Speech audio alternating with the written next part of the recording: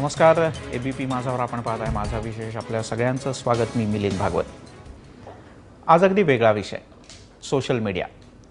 आता social media आपल्या दैनंदिन जीवनाचा एक अपरिहार्य भाग आहे. मी ह्याच्यावर जोर दिला ना शब्दावर, तेवढा अपरिहार्य. आणि या सोशल मीडियावर आपण समूहात म्हणजे ग्रुपमध्ये आणि वैयक्तिकरित्या अनेक विषयांवर बोलत असतो. काही वेळेला भांडतो, चर्चा करतो. कोणी पाठवलेलं साहित्य, जोक्स, फोटो, व्हिडिओ हे काही वेळेला पाहून तर काही वेळेला न पाहता पुढे पाठवून देतो. प्रत्येकजण त्याला हवा तसा त्याच्या सोयीचा या सगळ्यातून अर्थही काढत असतो आणि त्यावर पुन्हा प्रतिक्रिया देतो. या सगळ्यातून कदाचित कानगोष्टीचा खेळ सुरू होतो की काय, असंही काही जण गमतीनं म्हणतात. या कानगोष्टीच्या खेळामुळेच सहज फोटो काढणं, वागणं, बोलणं इथपासून ते विचारांचं भांडण, आदानप्रदान या सगळ्यामध्ये कुठेतरी मोकळेपणा, सहजता ही कमी होते का? आणि जर असं असेल तर ते चांगलं आहे का वाईट, याबद्दल आज आपण सविस्तरपणे चर्चा करणार आहोत. सोशल मीडिया मोकळेपणा दडपतोय का, किंवा सोशल मीडियामुळे मोकळेपणा दडपला जातोय का? आपल्यासोबत आहेत सोशल मीडियावर गेल्या अनेक वर्षांपासून ॲक्टिव्ह असलेल्या आणि प्रामुख्याने याच विषयात ज्यांचा अभ्यास आहे त्या शक्ती साळगावकर, मानसोपचार तज्ज्ञ आणि HRD trainer doctor Rajendra Barve, राष्ट्रवादी काँग्रेसच्या राष्ट्रीय कार्यकारिणी सदस्या प्रगती पाटील आपल्यासोबत आहेत आणि अभिनेत्री मैथिली जावकर आहेत आपल्यासोबत. आपल्या सगळ्यांचं स्वागत. अगदी सुरुवातीला शक्ती तुझ्यापासून आपण सुरुवात करूयात. काय वाटतं तुला, म्हणजे सोशल मीडियाचे फायदे तोटे याबद्दल आतापर्यंत खूप बोललं गेलं, पण एकमेकांच्या वागण्या बोलण्यातली सहजता, कौटुंबिक स्तरावरची, सामाजिक स्तरावरची, मैत्री स्तरावरची ही खरंच कुठेतरी त्याची कुचंबणा होते, दाबली जाते? मला असं नाही वाटत, कारण सोशल मीडियाने आपला जगाकडे पाहायचा जो दृष्टिकोन आहे तो बदललेला आहे. आणि सोशल मीडिया चांगली आहे का वाईट हे आपण कुठल्या पार्श्वभूमीवर पाहतोय हे जास्ती महत्त्वाचं आहे. जशा प्रत्येक गोष्टीचे चांगली बाजू असते तशीच वाईट बाजू सुद्धा असते. आणि वाईट बाजूबद्दल एक जाणीव ठेवून जर आपण ती वस्तू चांगल्या प्रकारे वापरली तर ती खूप मदतीची ठरते. कारण सोशल मीडियावर आज तुम्ही ब्लड डोनेशनसाठी किंवा एखादी जेव्हा इमर्जन्सी येते तेव्हा हेल्पलाईन, इन्फॉर्मेशन या गोष्टी मिळवण्यासाठी जी मदत होते ती याच्या आधी कधीच होऊ शकली नाही. आणि भारतात खास करून मुंबईत सोशल मीडिया 26/11 म्हणजे 26 नोव्हेंबरच्या अटॅक्सच्या वेळेला ट्विटरनी जोर धरला का? कारण लोकांना काहीच माहीत नसताना प्रत्येक माणूस एक जर्नलिस्ट म्हणजे पत्रकार झाला होता. आजूबाजूला काय होतंय, परिस्थिती काय आहे, कुठे तुम्हाला इन्फॉर्मेशन मिळेल, रक्त डोनेट कुठल्या हॉस्पिटलमध्ये करावं, एवढ्या ग्रासरूट लेवलची माहिती तुम्हाला सोशल मीडियावर त्यावेळेला मिळत होती. आणि ते अजून डेव्हलप झालंय आणि आज सोशल मीडियावर खूप चांगली कामं होतात. त्यामुळे मला त्याच्यामुळे दडपण येतंय नात्यांवर असं अजिबात वाटत नाही. कौटुंबिक स्तरावर जर पाहिलं तर एक अनौपचारिकता येते तुमच्या नात्यासंबंधात. म्हणजे मावशी, काका, मामा यांना फेसबुकवर ॲड करता येतं, त्यांना टॅग करता येतं. त्यामुळे त्याची चांगली बाजू ही मला जास्ती महत्त्वाची वाटते. परंतु सायबर क्राईम जो आहे तो फेसबुक, ट्विटरवरनं फार वाढतोय. प्रिडेटर्स म्हणजे जे सामाजिक कंटक म्हणू शकतो आपण त्यांना, ते या प्लॅटफॉर्मचा वापर करून लहान मुलांना किंवा लोकांना पकडण्याचा किंवा टार्गेट करण्याचा प्रयत्न करतात. हे अवॉइड होण्याकरता एक educated use of social media होणं जास्ती गरजेचं आहे असं मला वाटतं. बरं, आपल्यासोबत मैथिली जावकर आहेत. मैथिलीजी, तुम्ही कसं पाहता या विषयाकडे? कारण गेल्या काही काळात प्रामुख्यानं राजकारण्यांच्या संदर्भात किंवा ज्यांचं समाजामध्ये वेगळ्या प्रकारचं स्थान आहे, मग ते सेलिब्रिटी असतील कुठल्याही वेगवेगळ्या प्रकारातले, यांच्याबद्दल त्यांचे फोटो एडिट करून जाणं किंवा त्यांच्यावर काही कमेंट वेगवेगळ्या प्रकारचे जाणं हे गेल्या काही काळात वाढलं आहे. आणि त्याच्यामुळे सेलिब्रिटींचा त्यांच्या स्तरावर किंवा सामाजिक स्तरावर किंवा वैयक्तिक माणूस म्हणून सुद्धा कुठेतरी दडपले पण येत आहे, मोकळेपणा कमी होतोय असं वाटतं तुम्हाला? नाही, मोकळेपणा कमी होतोय असं नाही. मुळात ह्याचा गैरवापर सुद्धा तितकाच व्हायला लागलेला आहे. म्हणजे जसं आता आपण बापट साहेबांचं प्रकरण बघितलं तर त्यात काही एवढं बाऊ करण्यासारखं नव्हतंच मुळात. कारण का ती त्यांच्या मुलीसारखी आहे. जर ती त्यांच्या खरंच ब्लड रिलेशनची असती, एखादी भाची असती, सख्खी पुतणी असती आणि ती पुढे चालली आणि तिला थांब म्हणण्यासाठी त्यांनी नुसता हात असा केला असता आणि त्याच वेळेस फ्रॅक्शन ऑफ सेकंदात फोटो निघालाय, तर खरंच भाची आणि पुतणी असती रक्ताच्या नात्याची, तर लोकांनी त्याचा एवढा बाऊ केला असता का? नसता केला. पण केवळ ती रक्ताच्या नात्याची नाहीये, मानलेली भाची आहे. म्हणून त्याचा इतका बाऊ करून अख्ख्या महाराष्ट्रभर ते व्हायरल केले आणि त्यांचं नाव खराब करायला, आणि त्याच्याबरोबर त्या महिलेचंही, जी भाजपची पुण्याची महिला पदाधिकारी आहे, जी सरपंच राहिलेली आहे एका गावची, तिचं इतकं नाव खराब केलं जातंय. म्हणजे सोशल मीडियाचा वाईट पद्धतीने सुद्धा वापर केला जातोय आता. प्रगतीजी, तुम्हाला काय वाटतं, तुम्ही कसं पाहता याकडे? कारण ज्याचा उल्लेख आता मैथिली जावकर यांनी केला, तुम्ही पुण्यात तुमच्या कार्यकर्त्यांनी आंदोलनही केलं बापट यांच्या घराबाहेर.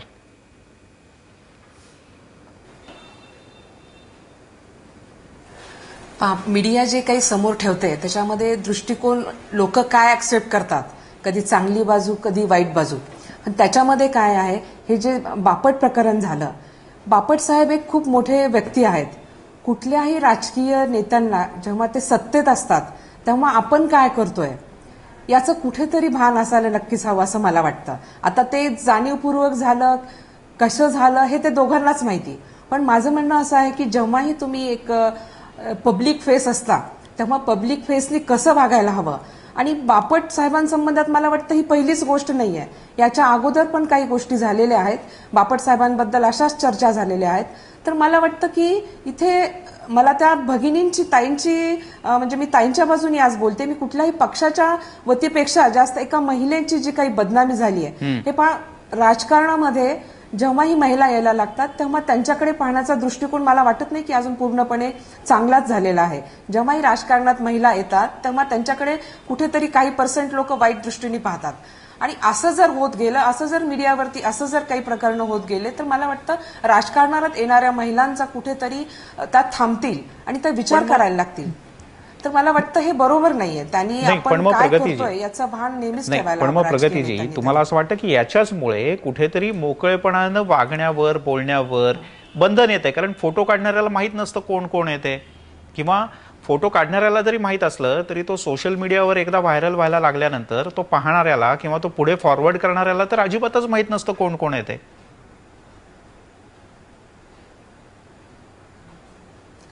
हो, पण जे व्हायरल करतात त्यांनी पण हे म्हणजे आपण शोधायला पाहिजे की असं व्हायरल होता कामा नाही. याच्या पुढे जर असं महिलांबद्दल जर बदनामी होत असेल मीडियावरती तर मला वाटतं हे की व्हायरल कोणी केलं याच्यावर पण थोडंसं अभ्यास करणं गरजेचं आहे ना, की आपण असं का होत आहे. कारण कुठे ना कुठे महिलांची कुठेतरी बदनामी होत आहे. आज ती महिलाची एक कार्यकारिणी आहे म्हणून तिने जे स्टेटमेंट दिलंय, ठीक आहे, तिने पार्टी संबंधात असू द्यात किंवा आपला बचाव करण्यासाठी तिने स्टेटमेंट दिलं की ते माझ्या वडिलांसारखे आहेत, आम्हाला कबूल आहे ते की ते तिच्या वडिलांसारखेही असतील. पण तुम्ही जेव्हा पब्लिक फेसवरती, माझं एकच म्हणणं आहे की पब्लिक फेस जेव्हा तुम्ही असता, तुम्ही राजकीय एखाद्या तुम्ही अधिक सांभाळून राहिलं, वागलं, बोललं पाहिजे. काहीतरी आपण ताळतंत्र ठेवायला पाहिजे. एकच छोटीशी गोष्ट सांगायची आहे की फोटो जेव्हा काढला जातो ना तेव्हा तो फ्रॅक्शन ऑफ सेकंदात काढला जातो. आणि आमच्या फिल्मी भाषेत सांगायचं तर एका सेकंदाच्या 24 फ्रेम्स, म्हणजे फिल्म्स जर बघितल्या तर 24 फ्रेम्स असतात एका सेकंदात, आणि त्यातली एक फ्रेम म्हणजे एक फोटो असतो. तर एक सेकंद जरी कोणी, मी ह्यांना असं म्हटलं की थांबा जरा, असं थांबा म्हणेपर्यंत जर त्याच फ्रॅक्शन ऑफ सेकंदात जर फोटो निघाला तर त्यांनाही माहित नसेल, म्हणजे बापट साहेबांच्याही डोक्यात नसेल किंवा त्यांच्या मनातही काही गैर नसेल की आपण तिला थांबा म्हणतोय तेव्हाच फोटो निघतोय.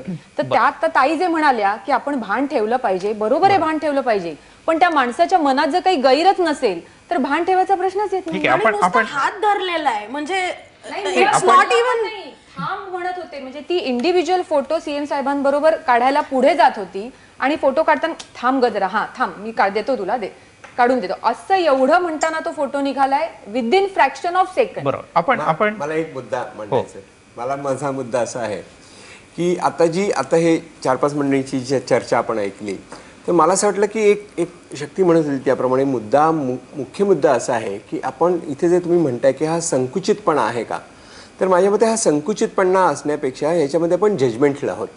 म्हणजे काय बरोबर आहे, काय चूक आहे, कसं असायला हवं, कसं तसायला हवं. प्रगतीताई पण तेच म्हणतात की कणी कसं वागायला हवं, किती काळजी घ्यायला हवी, कितपर्यंत आपण मोकळेपणा दाखवा, किती शारीरिक जवळीक झालेली दाखवावी, या सगळ्या गोष्टीचे काहीतरी मोर्स, काहीतरी हे चांगलं आहे, हे वाईट आहे, असं असता कामा नये, तसं असता कामा नये, याचा अर्थ असा असतो, त्याचा अर्थ आणखीन तसा निघू शकतो.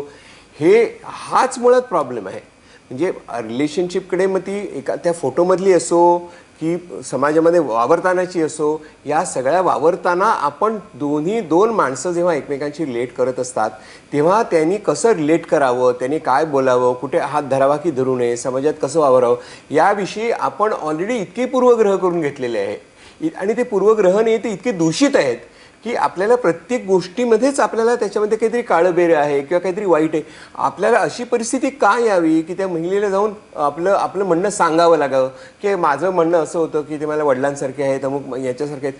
ही पाळी आपल्या समाजावर यावीच का, हाच मुळात मुद्दा आहे. हे जे जजमेंटल आपली जी वृत्ती झालेली आहे या सगळ्या गोष्टीकडे बघण्याची, ती आपला मानसिक संकुचितपणा आहे. आपल्याला योग्य प्रकारचे संस्कार आपल्या मनावर झालेले नाही आहेत. ही एक म्हणजे ज्याच्यामध्ये आपण नातेसंबंधाकडे आपण काही पाहू शकतो, चर्चा करू शकतो, त्याच्याशी आपली मतं बनवण्याकरता आपण काय विचारात घेतलं पाहिजे या गोष्टीची मोकळेपणाने चर्चा व्हावी, या गोष्टीची घरामध्ये संवाद व्हावा, शाळेमध्ये संवाद व्हावा, समाजामध्ये संवाद व्हावा, असं काही दिसत नाही. म्हणूनच मला डॉक्टर म्हणजे आपला जो प्रश्न आहे आजचा तो त्याच्याच करता आहे की याच सगळ्या गोष्टींमुळे की सगळेच एकदम जजमेंटल झाले आहेत. प्रत्येक जण गोष्ट दिसली की त्याचे 1, 2, 3, 4 किती अर्थ निघतात. एका मिनिटात त्याचे 4 अर्थ काढून मोकळं व्हायचं आणि मग 4चे 40 अर्थ व्हायला वेळ लागत नाही. आणि याच्याचमुळे संकुचितपणा येतोय किंवा याच्यामुळे मोकळेपणा कुठेतरी दडपला जाईल पुढच्या काही काळात. मला असं वाटतं की मोकळेपणा म्हणजे तरी काय, तर आपल्या मनामध्ये आपल्याला जे वाटतं ते आपण व्यक्त करत असताना आपल्या बोलण्याचा, आपल्या वागण्याचा, आपण एखादी फोटो, एखादा व्हिडिओ फॉरवर्ड करत असताना त्याचा काय इम्पॅक्ट होतो, आपल्या मित्रांवरती काय होतं. आज मीडिया असं ही गोष्ट अशी की कोणाच्या हातात असतं. लहान मुलांच्या समोर पण मीडिया पडू शकतो ज्याच्यामध्ये काही चित्र असू शकतात. असं या गोष्टीचं आपल्याला किती भान आहे, या गोष्टीचं आपण माइंडफुल आहोत का की मी आता काय करतोय, मी माझ्या ॲक्शनचा इम्पॅक्ट माझ्यावरती, समाजावरती, मित्रांवरती काय काय होऊ शकतो या गोष्टीची जर मला जाणीव नसेल तर मी जजमेंटल होतो. कारण मग जजमेंट होणं खूप सोपं असतं, पटकन अर्थ काढणं सोपं असतं. आज तुम्ही एक बोललात तर त्याचा काय अर्थ नाही. आज जर मी म्हटलं की मी यांनी अमुक केलेले, बापट यांनी केलेले कृत्य ठीक आहे म्हणजे लगेच माझ्यावरती तुम्ही हिंदुत्ववादी आहात, तुम्ही BJP वाली आहात म्हणून तुम्ही त्यांची बाजू घेताय, म्हणून तुम्ही असे आहात, असं सुद्धा चर्चा सुरू झालेली होती या ग्रुपमध्ये. याचा अर्थ असा आहे की आपण म्हणजे त्याला नी जर्क रिस्पॉन्सेस असे आपण देतोय की कोणत्याही क्षणी जी स्टिम्युलस मिळते त्याला मी रिॲक्शन देत असतो. माझ्या मनाचा, माझ्या बुद्धीचा मी काही वापरच करत नाही. मला काही भानच नाही आहे मुळे मी काय करतो या गोष्टीचं. हे भान येणार कधी, आणि हे भान नसल्यामुळे हा संकुचितपणा आलाय. पण मग शक्ती, याच्यात सोशल मीडियाचा वापर करणारे केवळ अर्थ लावतात नाही, अर्थ काढतात सुद्धा, म्हणून ही अडचण होते का काय आहे नेमकं? मिलिंद, कसं आहे ना की सोशल मीडियावर तुम्ही एका कम्प्युटरच्या पडद्याच्या मागे बसलेला आहात. म्हणजे आज ट्रोल्स, म्हणजे करण जोहरनी काल जो ब्लॉग लिहिला, ट्रोल्स तुम्ही माझं काही करू शकत नाही, तुम्ही आपल्या ॲक्शनचं काय येतं, डॉक्टर बर्वे म्हणाले तसे काय रिॲक्शन येते, त्याचा इम्पॅक्ट काय होतो ह्याचा विचार करता. कारण मी आता तुमच्याशी बोलताना जर तुमच्याशी अत्यंत उद्धटपणे बोलले तर तुम्ही माझा चेहरा पाहिलाय आणि तुम्ही मला त्याची रिॲक्शन द्याल. पण मी जर कम्प्युटरच्या मागे बसले असेल आणि मला जर कोणाच्या कॅरेक्टरवरती प्रश्न उचलायचा असेल किंवा काहीही बेसलेस बोलायचं असेल तर ते करणं मला सोपं असतं, कारण आन्सरेबल नाही आहेत तुम्ही. तुम्हाला माझ्याकडनं पाठवलं की संपला विषय. आणि त्यातल्या त्यात हे जे ट्रोल्स आहेत, म्हणजे मी जेव्हा ते बापटांच्या त्या फोटोचं सगळं विश्लेषण ट्विटरवर बघत होते तेव्हा त्यातल्या अर्ध्याधिक लोकांची नावं नाही आहेत. फिल्म स्टारचा फोटो लावलेला आहे. त्यामुळे अनॉनिमिटी मध्ये राहून तुम्ही इनव्हिजिबल होऊन लोकांवरती काहीही वाटेल ते आरोप करणं हे तुम्हाला सोपं वाटतं. आणि हा फक्त आपण आत्ता एका राजकीय पक्षाचा हा एक छोटा मुद्दा पाहिला, पण बरेच लोक, आता तुम्ही कधीही मोदींच्या विरोधात कोणी काही ट्विट केलं की झालं, ते ट्रोल्स त्यांच्या मागे लागतात. त्यांच्या बाजूनी तुम्ही ट्विट केलं की तुमच्या बाजूला येऊन तुम्ही असे कसे हिंदुत्ववादी बोलतात. पण या लोकांना अकाउंटेबिलिटी नाहीये, ते अदृश्य आहेत आणि त्या अदृश्यतेच्या पडद्यामागे बसून बोट इकडे तिकडे दाखवणं हे अत्यंत सोपं आहे. त्यामुळे त्यांना तितकं सिरियसली घेण्याचं काही कारण नाहीये. आपण एक छोटासा मुद्दा मांडायचा तो असा, तो या संदर्भात थोडक्यात तो असा की आता जर शक्ती म्हणते त्याप्रमाणे मला असं वाटतं की ही हे डेमोक्रेसी, ज्या प्रकारची लोकशाही आपण स्वीकारलेली आहे, जी अभिव्यक्ती स्वातंत्र्य आपल्याला आपल्या घटनेमधून मिळालेलं आहे, त्याचा नेमका अर्थ काय आणि अभिव्यक्ती स्वातंत्र्य म्हणजे काय हे आपल्याला फक्त सेन्सॉर, सिनेमा, नाटक हे त्यांनी केलं नाही केलं एवढंच आपल्याला अर्थ कळत होता. खरा अभिव्यक्तीचा अर्थ आपण एकमेकांची काय रिलेट करतो, अभिव्यक्तीमध्ये काय संवाद साधतो, हा खरा मुद्दा आहे. अभिव्यक्ती स्वातंत्र्य म्हणजे फक्त सिनेमातलं सेन्सॉर किंवा त्या उडत्या पंजाबवरती कट्स किती आलेत हे नाहीये ना. अभिव्यक्ती स्वातंत्र्य आपल्या लोकशाहीचा भाग आहे आणि त्याची किती आपल्याला भान आहे, त्याबद्दल आपण किती माइंडफुल आहोत, कुठे आपल्याला या गोष्टीची कल्पना आहे. पण मग आता याच्यातून प्रश्न पुढे असा येतो की हे सगळं कळायला लागल्यामुळे आता हे कळत नव्हतं, आता सोशल मीडिया अधिक सक्रिय झाला, अधिक लोकांपर्यंत पोहोचला, आता हे कळायला लागलं. मग वैयक्तिक स्तरावर कुठेतरी आपल्याला असं वाटतं की अरे नको जाऊ दे, जरा आपण दुर्लक्ष केलेलं बरं, किंवा आपला हा फोटो कशाला आपण सोशल मीडियावर टाकायचा किंवा कशाला व्हॉट्सअपवर टाकायचा, उगा नसत्या गोष्टी मागे लागायच्या वगैरे वगैरे. आणि मग हे जर का होत असेल तर यातून बाहेर कसं पडायचं आणि याच्याकडे बघताना आपली दृष्टी कशी असली पाहिजे. आपल्याकडे आपल्यासोबत प्रगती पाटील सुद्धा आहेत, त्यांच्याकडे जाणार आहोत. एक छोटासा ब्रेक घेऊया, पाहत राहा माझा विशेष.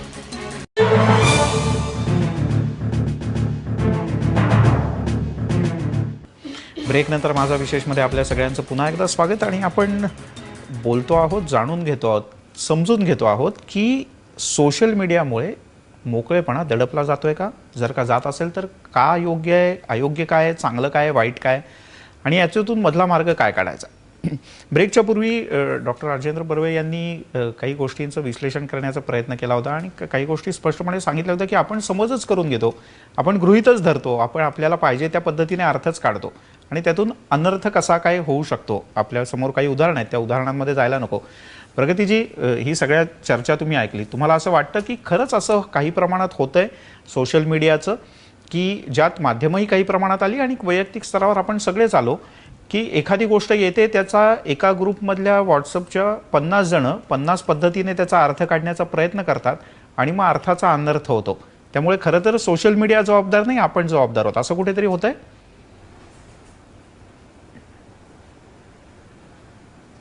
प्रत्येक गोष्टीला एका नाण्याला दोन बाजू असतात, चांगल्या आणि वाईट.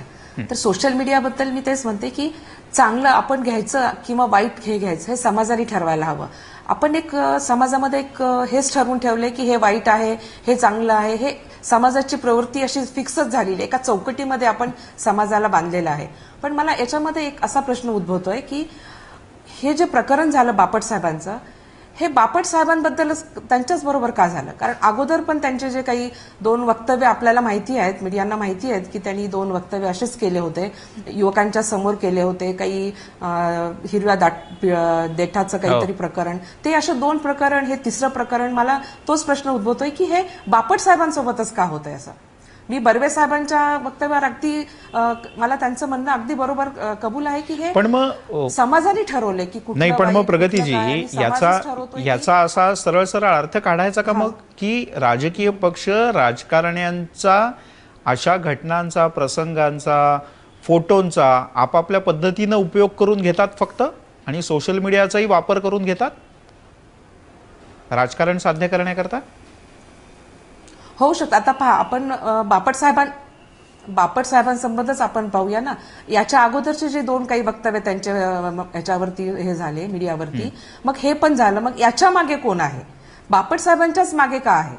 आता आमच्याकडे पण मी कुठल्या पार्टीची प्रतिनिधी म्हणून न बोलता एक साधारण महिला म्हणून आज मी बोलते की आमच्या नागपूरमध्ये आज सीएम साहेब आहेत, गडकरी साहेब आहेत, बाकींच्या बद्दल असं का नाही होत?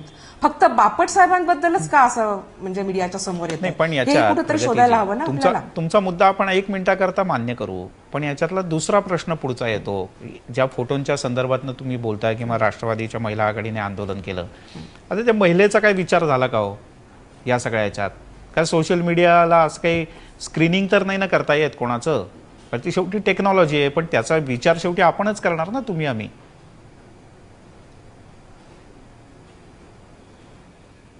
मी तेच म्हणते ना की त्या महिलाची जी बदनामी झाली आहे ती खरंच खेदाची गोष्ट आहे. एकतर मीडियाने हे व्हायरल व्हायलाच नको होतं. ज्यांनी कोणी हे व्हायरल केलं, मला वाटतं की त्यांच्यावरती अशा पुढे तरी निदान अशा क्लिप्स व्हायरल होऊ नयेत याच्यासाठी काही पाबंदी घालण्यात यावी. कारण मी पण एक महिला आहे.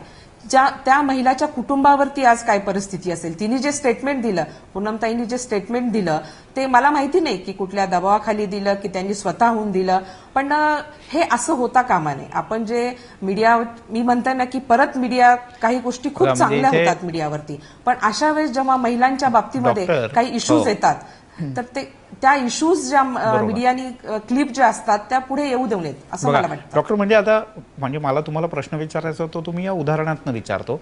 जसं आता त्यांनी म्हटलं की तिने जे स्टेटमेंट दिलं ते दबावाखाली दिलं का स्वतःहून दिलं, म्हणजे शेवटी त्या घटनेचा किंवा त्या प्रसंगाचा मी माझ्या पद्धतीने, शक्तीने तिच्या पद्धतीने, मैथिलीजींनी त्यांच्या पद्धतीने आणि प्रगतीजींनी त्यांच्या पद्धतीने अर्थ लावला. मग आता याच्या सगळ्याकडे बघायचं कसं? म्हणजे याच्यातनं गोंधळच वाढणार आणि मग शेवटी नातेसंबंधातला मोकळेपणा कमी होणार आणि दुखावला जाणार, त्याला मुरड घातली जाणार. मला असं वाटतं की एक आता प्रगीताई म्हणाले ते मला त्यातला एक महत्त्वाचा मुद्दा असा वाटतो की या सगळ्या गोष्टीकडे बघण्याचे आपले वेगवेगळे दृष्टिकोन आहेत, पण काही दृष्टिकोन मात्र आपण निश्चितच लक्षात ठेवले पाहिजेत. ते असे की सोशल मीडिया असू दे किंवा अशा प्रकारचा मीडिया असू दे, त्याच्यामध्ये जो सॉफ्ट टार्गेट असतो त्यालाच नेहमी पकडलं जातं. याच्यामध्ये महिलांनाच अधिक टार्गेट केलं जातं. जे जे काही अश्लील फोटो येतात किंवा जे जे काही अश्लील व्हिडिओज असतात त्याच्यामध्ये सुद्धा नेहमी स्त्रियांनाच टार्गेट केलं जात असतं. म्हणजे पुन्हा आपली जी जजमेंटल ॲटिट्यूड आहे ती पुन्हा एका टार्गेट ग्रुपवरतीच आहे. अशाच प्रकारचे जोक्स येतात, अशाच प्रकारचे विनोद येतात, अशाच प्रकारचे एखाद्या त्या म्हणतात त्याप्रमाणे एखाद्या व्यक्तीलाच टार्गेट केलं जातं आणि त्याप्रमाणे ते सगळं केलं जातं. मला तर असं वाटतंय की मीडिया हा इतकी मोठी गोष्ट झालेली आहे की आता आपण फक्त एक विश करू शकतो, फक्त आपण असं इच्छा व्यक्त करू शकतो की याच्यावरती काहीतरी अंकुश आपल्याला ठेवता येईल. पण अंकुश ठेवता येईल असं मला अजिबातच वाटत नाही, कारण ते आपल्या पलीकडे गेलेलं आहे. एक मला पुराणातली गोष्ट आठवते ज्यामध्ये एक प्रत्येक थेंबापासून एक कोणीतरी राक्षस असतो, त्याच्या प्रत्येक थेंबापासून नवीन एक राक्षस निर्माण होत असतो, रक्तबीज. ते एका थेंबातनं दुसरा तिसरा, म्हणजे तो कधी मरतच नाही. हे मला नेहमी जे मी म्हणतो की हा सोशल मीडिया हा ते रक्तबीज आहे की एक थेंब पडला त्यातनं कितीतरी निर्माण झाले आणि ते पुन्हा त्याच गतानुगतिक स्त्रियांकडेच परत येत आहे. तुम्ही पुन्हा त्या दुर्बल घटकावर तुम्ही डॉक्टरांचं म्हणणं ऐकलं. म्हणजे हे फार जुन्या काळातलं उदाहरण द्यायचं झालं असंच तर लहान मुलांच्या बरोबर फार पूर्वी खेळ खेळला जायचा, तसं ते कापूस कोंड्याच्या गोष्टीसारखं आहे का काय? हे तुम्ही काही म्हणाला तरी आम्ही काही इंटरप्रिट करू शकतो. प्रगतीजी,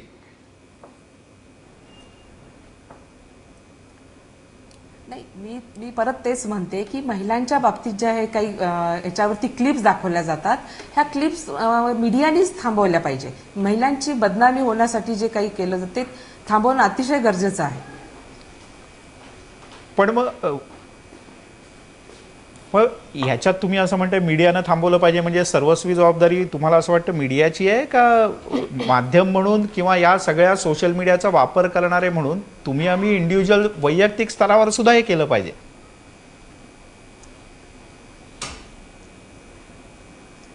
नाही, मी तर अगोदरच म्हटलं की राजकीय क्षेत्रामधील जेव्हा ही मोठी मंडळी असते त्यांनी एक तर स्वतः भान ठेवायलाच हवं. त्याच्यामध्ये हे जे मी परत तेच म्हणते की हे जाणून बुजून झालेलं असेल किंवा अनवधेपणाने झालं असेल, पण जे काही झालं हे मीडियाने तेवढंच क्लिप फोटो घेतला आणि तो व्हायरल केला. ठीक आहे मैथिलीजी, यावरती मला एकच सांगायचंय की मीडियाने जे व्हायरल केलं ते आम्ही कसं घ्यायचं?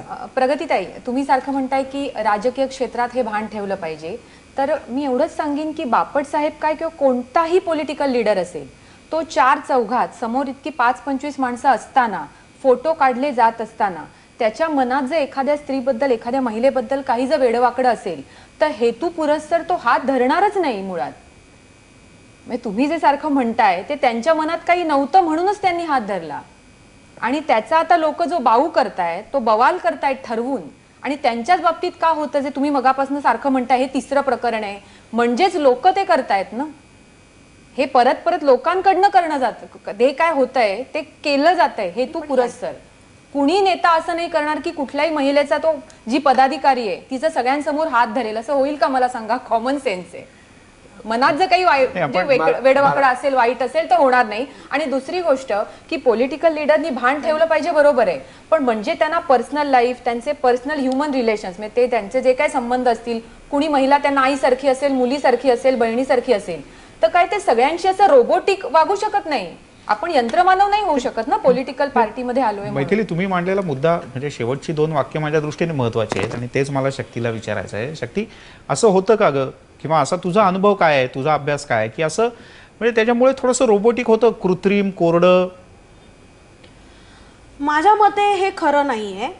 पहिली गोष्ट म्हणजे आपण जितकं पॉलिटिशियन्स म्हणजे राजकारणात असलेल्या लोकांनी किंवा पब्लिक लाईफमध्ये असलेल्या लोकांनी भान ठेवलं पाहिजे, हे अजिबात खरं नाहीये. प्रत्येक माणसाने भान ठेवलं पाहिजे, कारण प्रत्येक माणूस आज पत्रकार आहे, त्याच्या हातात एक कॅमेरा फोन आहे, त्याच्या हातात रेकॉर्डिंग डिव्हाइस आहे. त्यामुळे प्रत्येकाला हे भान ठेवलं पाहिजे आणि एखाद्या महिलेशी कसं वागावं आणि तिला कसं वागवावं ह्याच्यावरती जे डिस्कशन आज सोशल मीडियावरती चाललंय ते फार महत्वाचं आहे. आज अवेअरनेस वाढतोय की सेक्सिझम म्हणजे काय, एका स्त्रीला तुम्ही ऑब्जेक्टिफाय करणं हे का चूक आहे याच्याबद्दल डिस्कशन ओपनली होतंय. त्यामुळे त्याची चांगली बाजू तुम्ही लक्षात घ्या. आणि मी प्रगतीताईंना म्हणेन की तुम्ही सोशल मीडियावर जेव्हा एखादी वस्तू शेअर करता किंवा त्याच्यावर कॉमेंट करता तेव्हा हे भान ठेवणं जास्ती महत्वाचं आहे. प्रत्येक माणसाने आपलं भान ठेवणं हे गरजेचं आहे, पण कधी कधी आता मैथिली म्हणाली तशा तुम्हाला नाही लक्षात येत की कोणीतरी फोटो काढतोय आणि एका स्प्लिट सेकंडमध्ये ते जर घेतलं जात असेल तर ते इंटरप्रेट कसं करायचं ह्याच्यात तुम्ही खरं जबाबदारपणे वागलं पाहिजे. म्हणजे सोशल मीडियावरची एखादी गोष्ट पाहून आपलं मत बनवणं वेगळं आणि त्याच्यावर प्रतिक्रिया देऊन त्याला आणखीन पुढे करणं, भरीस पाडणं किंवा त्याला जोर देणं. नाही म्हणजे त्याचा बाऊ मुद्दाम त्याचा बवाल करणं आणि मला अभ्यास न आणखी एक करता. मुद्दा मांडायचा एक. हां. हा, मला असा मुद्दा मांडायचा आहे की आज माझ्याकडे येणारे अनेक जे मानसिक त्रास घेऊन आलेली मंडळी असतात त्याच्यामध्ये सोशल मीडियामध्ये माझी काय इमेज आहे. आणि आता प्रगतीताई म्हणतात ते मला इतकं महत्त्वाचं वाटतंय की काय माझी इमेज आहे आणि या गोष्टीचा मानसिक त्रास होणारी मंडळी येत आहेत. मग ते नवरा बायकोंच्या नातेसंबंधातले असतील. आता खूपदा असेही येतात की ज्याच्यामध्ये आपण सोशल मीडियामध्ये किंवा आपण व्हॉट्सॲपमध्ये सहज म्हणतो की I love you, I like you, आणि ते हृदयाचे आपण पाठवून देत असतो. तर असं असतं. तर ते याचा नेमका अर्थ काय, लव्ह या शब्दाचा जो एक वेगळा अर्थ पती पत्नी किंवा मित्रमैत्रिणी यांची जवळीकीच्या संदर्भातच फक्त अर्थ आपण घेत असतो. त्या शब्दाचा अर्थ आता किती बदललेला आहे आणि त्याचा नेमका अर्थ काय होतो आणि याचा माझ्यावरती काय परिणाम होतो आणि याच्यामुळे मी किती दुःखरहित होतो. म्हणजे तुम्ही जो मुद्दा जो आहे की याच्यामध्ये जो दडपण येत आहे ते दडपण या पद्धतीचं येत आहे की मी माझ्याविषयी काय बोललं गेलं सोशल मीडियामध्ये ह्याचं एक सामाजिक पातळीवरती आपल्याला आत्ता ज्या घटना घडली त्याच्यावरून आपल्याला दर्शन होत आहे. पण अगदी आपण छोट्याशा घरात जरी जाऊन पाहिलं तरी सुद्धा आपल्याला हीच गोष्ट दिसते की माझ्याविषयी आज तुझ्या व्हॉट्सॲपवरती हे मेसेज आले कसे, तुझ्याविषयी लोक कसं बोलतात कसं, याचा अर्थ तुझ्या मनातच काहीतरी आहे की तुझे इतके मित्र कसे, तुझे इतक्या मैत्रिणी कशा, असे जेव्हा प्रश्न विचारले जात आहेत तेव्हा आपण अचानकपणे आपल्या हातामध्ये असं एक डिव्हाइस आलेलं आहे, असं एक यंत्र आलेलं आहे की ज्याचा वापर कसा करायचा आपल्याला कळत नाही. लहान मुलांना जसं एखादं आपण मशीन गन दिलं तर कशी चालवेल तशी आपण चालवायला लागलेलो आहोत आणि आपण बळी पडतोय त्याचे. हा जो संकुचितपणा आणि जे दडपण आलेलं आहे ते आम्हाला वापर करता येत नाही आणि दुसरा वापर करू शकत नाही.